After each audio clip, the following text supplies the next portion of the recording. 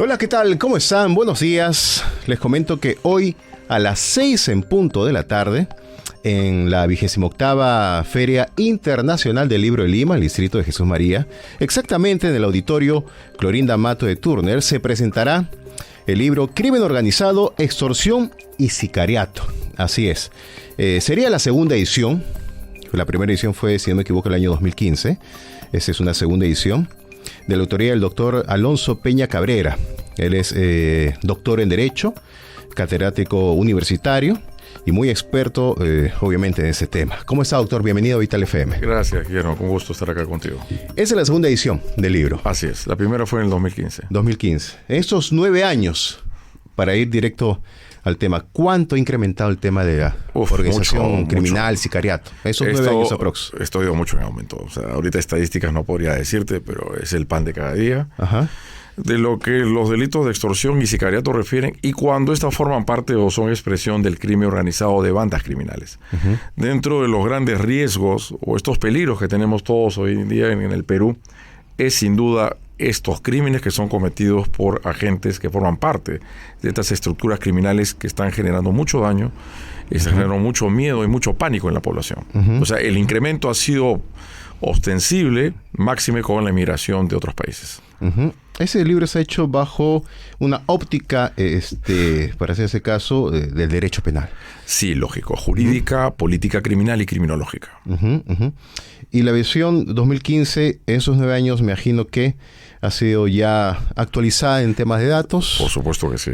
En estadísticas no es un libro muy estadístico, uh-huh. Sobre todo la actualización es en el tema doctrinario y jurisprudencial. Uh-huh. O sea, siempre hay nuevas perspectivas de los estudios doctrinales que hay que ver, porque creo que la gente debe saber, obviamente esto no es para abogados necesariamente, uh-huh. de que los delitos hay que aplicarse conforme un grado de valoración, uh-huh. y esa valoración tiene que ver con las estructuras que los tipos penales tienen en el Código Penal peruano. Uh-huh. Ya, entonces no es un libro para un abogado penalista, es para el público general. En principio es para abogados, ¿no? Uh-huh. Pero creo que en el ámbito de la inseguridad ciudadana que vivimos en el Perú, porque justo con el editor, cuando hablábamos un poco de hacer una nueva edición, los delitos propios de la inseguridad ciudadana, o sea que estábamos más o menos especulando las titulaciones, ¿no? Uh-huh.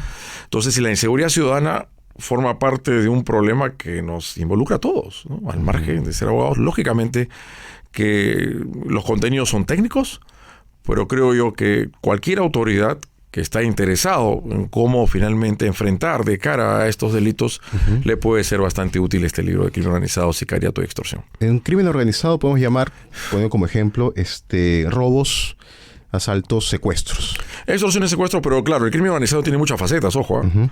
Por un lado están estos delitos de sangre, delitos que se cometen en la calle, uh-huh. urbanos. Uh-huh. Hay otros que se cometen dentro de los escritorios, corrupción de funcionarios, uh-huh. lavado de activos, ¿no? Uh-huh. O sea, y lo que es tráfico ilícito de drogas. O sea, el crimen organizado tiene diversas manifestaciones. Pero lógicamente en este libro, en esta edición 2024, nos hemos abocado a la expresión del crimen organizado y las bandas criminales en estos delitos que se cometen el día a día en las calles, zonas rurales y urbanas de todo el Perú. Todo el Perú. Uh-huh. El tema de extorsión, pongamos como ejemplo el caso del gota a gota, vamos a decir así. Sí, claro, el gota a gota es un tema de un préstamo primero usurero, uh-huh. pero el asunto ya se vuelve extorsivo cuando la persona que le entregó el préstamo, el dinero, lo amenaza con matarlo o privarlo de su libertad. Ahí lo convierte en uno de los delitos más graves que se uh-huh. tipifican en el Código Penal. Uh-huh.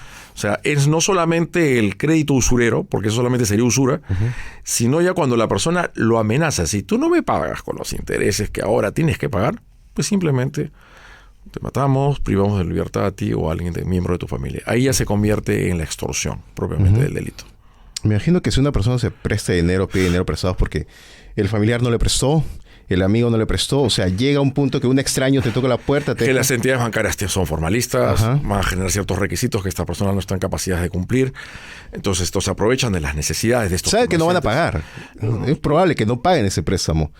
Y ahí viene la extorsión, ¿no? Lógico. Lo que ellos quieren es lograr incrementar su patrimonio. Uh-huh. La extorsión, si bien es cierto en su perpetración por parte de estas personas que han puesto en pánico y zozobra a toda la población peruana, tiene que ver con un contenido patrimonial, Guillermo. ¿A qué me refiero con el contenido? Lo que buscan los extorsionadores es hacerse de una obtención económica indebida, conforme lo dice el artículo 200 de la parte especial del Código Penal. Y utilizan muchos métodos. La extorsión es uno de los delitos que más se ha incrementado en los últimos tiempos en el Perú. El pago de cupos, por ejemplo, también, Guillermo. El pago de cupos. Lo que conocimos en la extorsión en el ámbito de la construcción civil, por un lado, a comerciantes, esto empezó mucho en el norte. Yo tuve la posibilidad siempre de acceder a cierta información con algunos colegas. Lo que empezó en el norte ya se ha ramificado y extendido en todo el Perú. Solo lo que es el pago de cupos, inclusive que está involucrado también con el tema de prostitución y explotación sexual, porque las damas que se dedican a este oficio, por ejemplo en Lince, sabemos dónde están, Sí. Hay estos sujetos que están ahí merodeando y también las extorsionan, que si no pagan cupos, ya sabemos lo que le puede pasar. Ese caso, para un ejemplo quizás un poquito más leve, el caso que uno va a estacionar su auto en una calle y viene una persona con un cono, pone el cono, no te deja ingresar mientras pagues un dinero que no es, vamos a decir, no tengo una boleta, ¿no? O sea, ¿cómo? Solamente un cono que no te deja ingresar y estacionar tu carro, tengamos un poco de cuidado. Porque para que estar, Guillermo, ante un delito de extorsión, lo que tiene que ponerse en riesgo es la vida y la salud y la libertad de una persona. Aunque ya hay unos precedentes vinculantes a acuerdos plenarios que inclusive el patrimonio, la propiedad, también podría ser objeto de una violencia extorsiva. Si no te pagas ese dinero, te puede rayar el carro y se va. Eso podría darse en el sentido de que esto genere un temor muy fuerte en la persona del propietario del vehículo. La verdad que nunca me había puesto en esos casos, pero creo que en el Perú tenemos una constelación mucha de diversos casos que pueden constituir delito de extorsión. Porque se supone que extorsión lo que tiene que poner en riesgo es la vida, el cuerpo y la salud y la libertad de una persona. En principio no es el patrimonio, pero hay precedentes vinculantes en un acuerdo plenario que señala, por ejemplo, se produce el robo o el hurto de vehículos, Guillermo, por bandas criminales. Y luego una persona llama y le dice, bueno, ¿quieres que te retomemos tu carro? Si no nos das tanta cantidad de dinero, lo incineramos el vehículo. Y eso la Corte Suprema lo ha definido como extorsión. Ese ya es una extorsión en sí. O sea, una extorsión ante un temor fundado de quien, pues por ejemplo, un taxista, ¿no? O sea, ese vehículo debe ser algo muy importante para esa persona. Porque cualquier mortal o ciudadano que tiene pues un seguro, pues no va a aceptar ese chantaje. Listo, que cubra el seguro. Lógico, yo creo que yo prefiero negociar con el seguro, pues tendré que pagar una prima de 10 o 20% que negociar con estos delincuentes. Esto es terrible. O sea, ha incrementado cualquier cantidad en esos 9 años, vamos a poner así, desde la primera edición del libro. Mucho. Ese delito ha sido reformado, ha sido modificado, alguno último en creo que diciembre del 2023. A efecto, siempre lo que hace el legislador en el Perú, el Poder Ejecutivo, es incrementar penas e incluir más delitos, más supuestos delictivos, ¿no? Ese es lo cotidiano, es lo constante. El tema de sicariato, para ir acorde al título del libro. El tema de sicariato, esta ley, no sé, que proponen que los menores de edad de 16 años pagan una condena como si fuera un adulto por ese tipo de delito. Igual que el adulto, eso es lo que están pidiendo. Igual que el adulto, casi. ¿Es viable? O sea, a ver, ¿ayuda en algo? Vamos a poner así. A ver, es que yo tengo que decirte, Guillermo, que hay dos perspectivas. De una perspectiva política, de una perspectiva de la sociedad, esto resulta siendo atractivo. Pero una perspectiva jurídica, de un marco constitucional y convencional, esto no es viable, ¿no?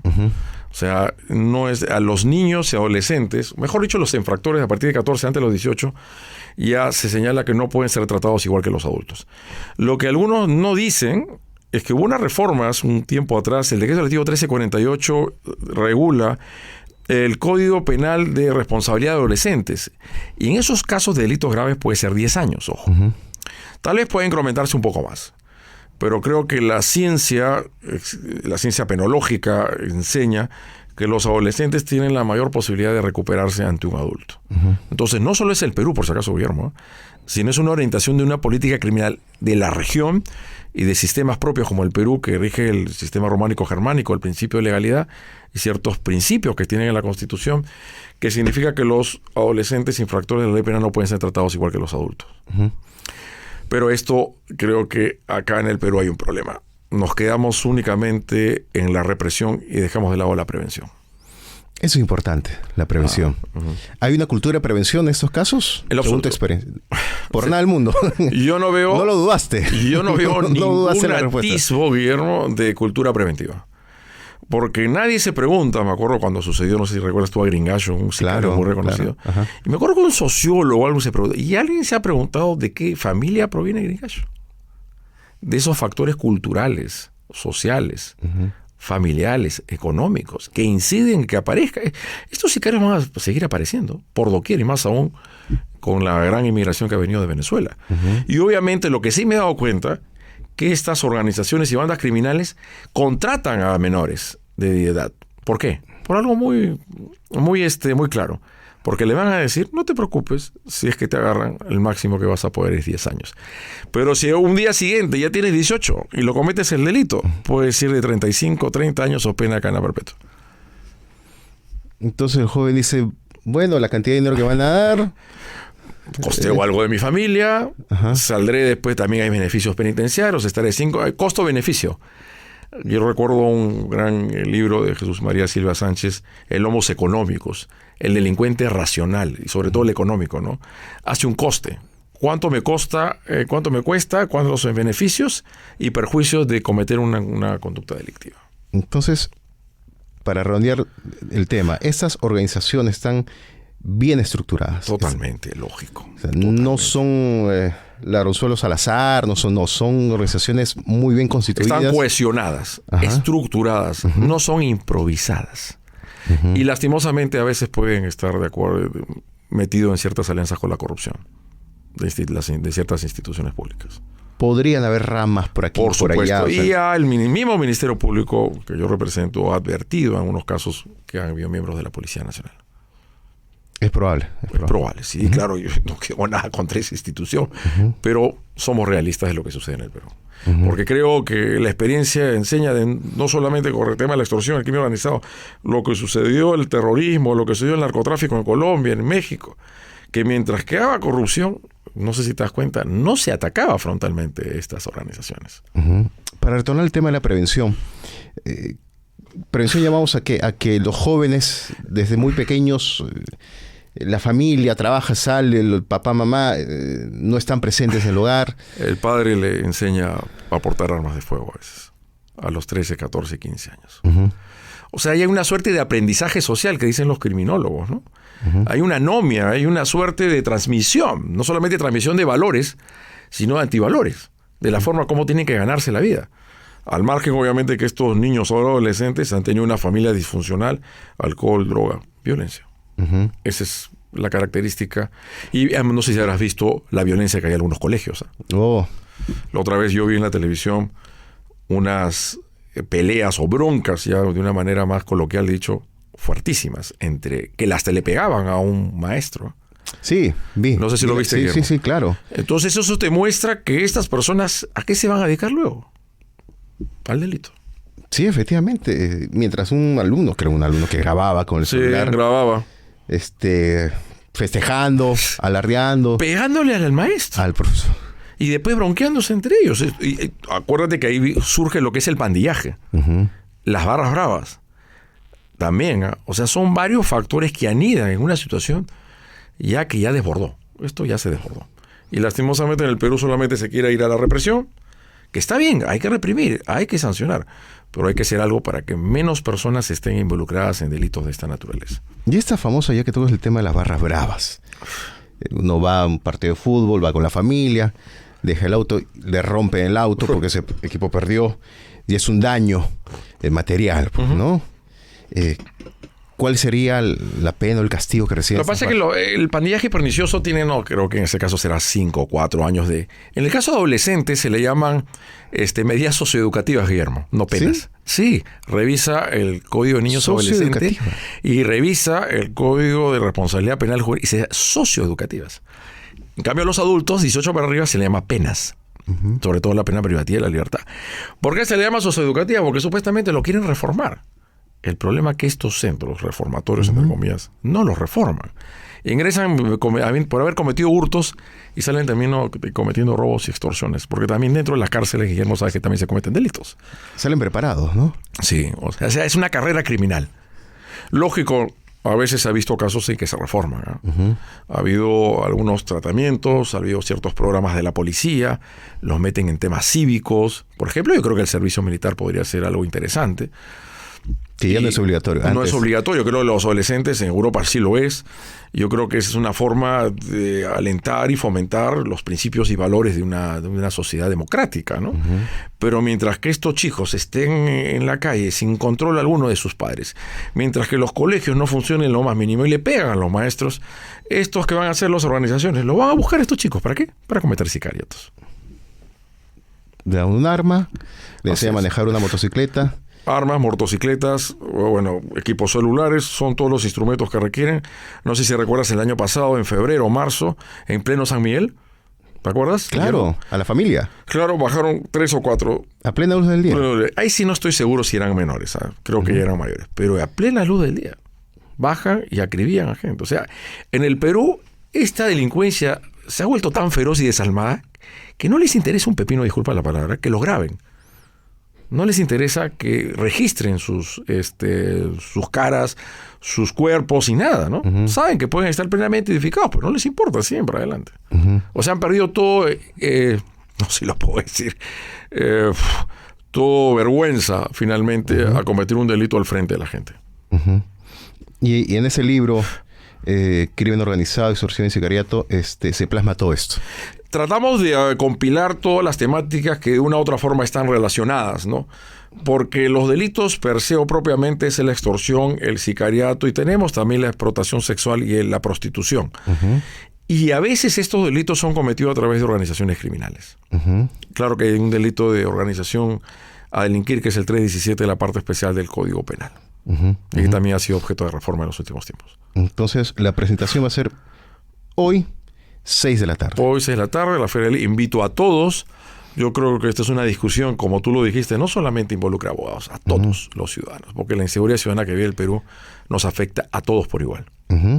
Hay varios autores presentan sus libros, y este caso va a ser el auditorio Clorinda Mato de Turner, hoy 6 de la tarde, la Feria Internacional del Libro en Jesús María. Así es, Guillermo. Va a estar todos invitados. Vamos a ver si nos damos una vueltita. Ojalá. Sí, para... Y no solamente para poder escucharme a mí, sino hay tantas literatura que van a finalmente poder tener presencia y poder escuchar los diversos autores que van a estar ahí.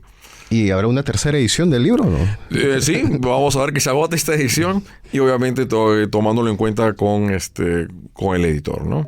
Siempre llegando a un consenso. Muy bien, doctor. Gracias por estar con nosotros. Gracias a ti, Guillermo. Aquí en Vital FM estuvo con nosotros el doctor Alonso Peña Cabrera, que va a presentar su libro hoy a las 6 de la tarde en la 28ª Feria Internacional del Libro de Lima en Jesús María. Gracias, doctor. Gracias, Guillermo. Hasta otra oportunidad. Y nosotros seguimos con más en nuestra programación en Vital FM. Volvemos.